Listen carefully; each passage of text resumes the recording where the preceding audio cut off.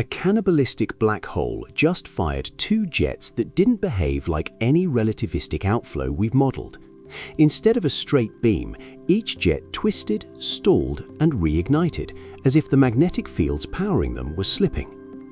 X-ray timing shows the accretion disk is wobbling, forcing the jet base to tilt and snap back in rapid cycles. Radio data reveals the jets are ejecting matter in pulses, not streams, meaning the black hole is feeding unevenly. If this instability continues, the system could flip its jet axis entirely, rewriting how we understand black hole spin alignment.